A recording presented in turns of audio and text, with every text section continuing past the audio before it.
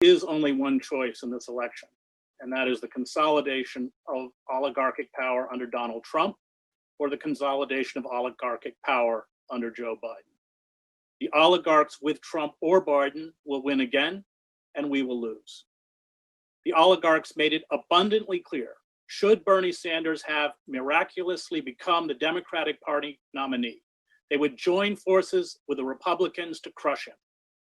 The oligarchs preach the mantra of the least worst to us when they attempt to ram a Hillary Clinton or a Joe Biden down our throats, but ignore it for themselves.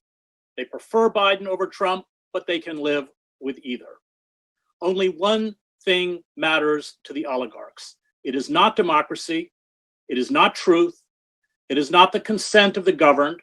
It is not income inequality. It is not the surveillance state. It is not endless war. It is not jobs. It is not the climate breakdown. It is the primacy of corporate power, which has extinguished our democracy and left most of the working class and the working poor in misery, as well as the continued increase and consolidation of their wealth. It is impossible to work within the system to shatter the hegemony of oligarchic power or institute meaningful reform. Change, real change, will only come by sustained acts of mass civil disobedience and mobilization, as with the Yellow Vest movement in France and the British-based Extinction Rebellion. The longer we are fooled by the electoral burlesque, the more disempowered we will become. Dr. Cornel West and I were on the streets with protesters in Philadelphia outside the appropriately named Wells Fargo Center during the 2016 Democratic Convention, when hundreds of courageous Sanders delegates walked out of the hall. "Show me what democracy looks like," they chanted, holding Bernie signs above their heads as they poured out of the exits. "This is what democracy looks like." Sanders' greatest tactical mistake was not joining them. He bowed in fear before the mighty altar of the corporate state. He had desperately tried to stave off a revolt by his supporters and delegates on the eve of the convention by sending out repeated messages in his name, most of them authored by members of the Clinton campaign, to be respectful, not disrupt the nominating process, and support Clinton. Sanders was a dutiful sheepdog then and is a dutiful sheepdog now, attempting to herd his disgruntled supporters into the embrace of the Clinton and now Biden campaign. Sanders apparently believed that if he was obsequious enough to the Democratic Party elite, they would give him a chance in 2020, a chance they denied him in 2016. Politics, I suspect he would argue, is about compromise and the practical, and this is true. But playing politics in a system that is not democratic is about being complicit in the charade. Sanders misread the Democratic Party leadership, swamp creatures of the corporate state. He misread the Democratic Party itself, which is a corporate mirage.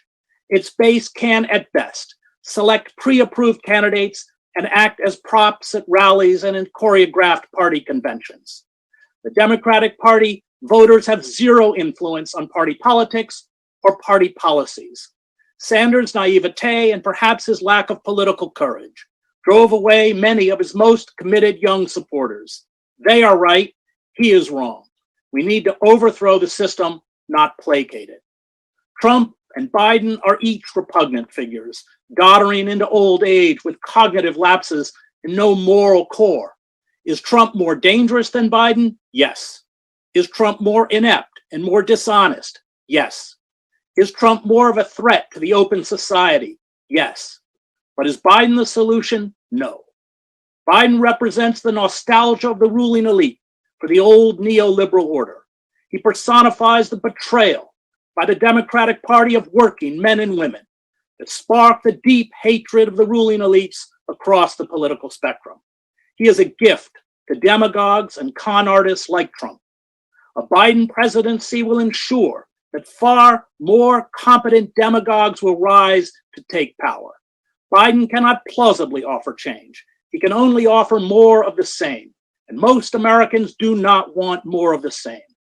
The country's largest voting bloc, the 100 million plus citizens who out of apathy or disgust do not vote, will once again stay home. This demoralization of the electorate is by design. In America, you are only allowed to vote against what you hate. But by voting for Biden, you do vote for something. You vote for the humiliation of courageous women, such as Anita Hill, who confronted their abusers. You vote for the architects of the endless wars in the Middle East. You vote for the apartheid state in Israel. You vote for wholesale surveillance of the public by government intelligence agencies and the abolition of due process and habeas corpus. You vote for austerity programs, including the destruction of welfare and cuts to Social Security. You vote for NAFTA, free trade deals, deindustrialization, a decline in wages, the loss of hundreds of thousands of manufacturing jobs, and the offshoring of jobs to underpaid workers who toil in sweatshops in Mexico, China, or Vietnam.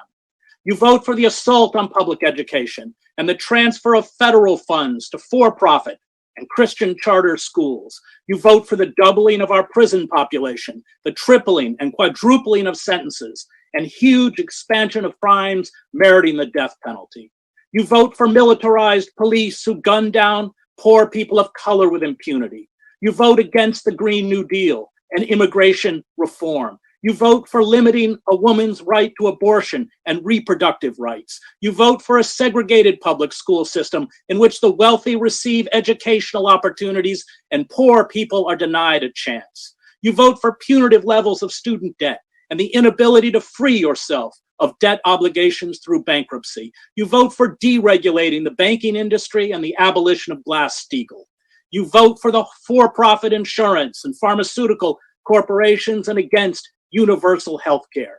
You vote for bloated defense budgets. You vote for the use of unlimited oligarchic and corporate money to buy our elections. You vote for a politician who, during his time in the Senate, abjectly served the interests of MBNA, the largest independent credit card company headquartered in Delaware, which also employed Biden's son, Hunter. What the public wants and deserves will again be ignored for what the corporate lobbyists demand if we do not respond to the social and economic catastrophe that has been visited on most of the population, exacerbated by our failure to control the pandemic. We will be unable to thwart the rise of corporate tyranny and a Christian fascism or halt the ecocide that will wipe out the human species along with most other life forms. Right-wing violence, along with lethal police violence, will explode with or without Trump in office if we do not build robust socialist programs to reintegrate those who've been pushed aside back into society, to heal the ruptured social bonds, to give workers jobs that provide a sustainable income and dignity, empowerment and protection, to provide free and well-funded schooling through college. If we do not rebuild our labor unions, along with instituting universal health care and an end to the squandering of our resources on endless war. Yes, we need new radical parties, which is why I'm here today. And in this election and from now on, we need to stand up for our values, not surrender them, which is why I urge you in this election to vote for the Green Party. I am not willing to surrender every issue I care about to become an accomplice in this moral squalor and death march to extinction. But I'm also not naive enough to tell you we can win. The corporate state has built very effective mechanisms of control and oppression. But these corporate forces have us by the throat, and they have my children by the throat. In the end, I do not fight fascists because I will win. I fight fascists because they are fascists.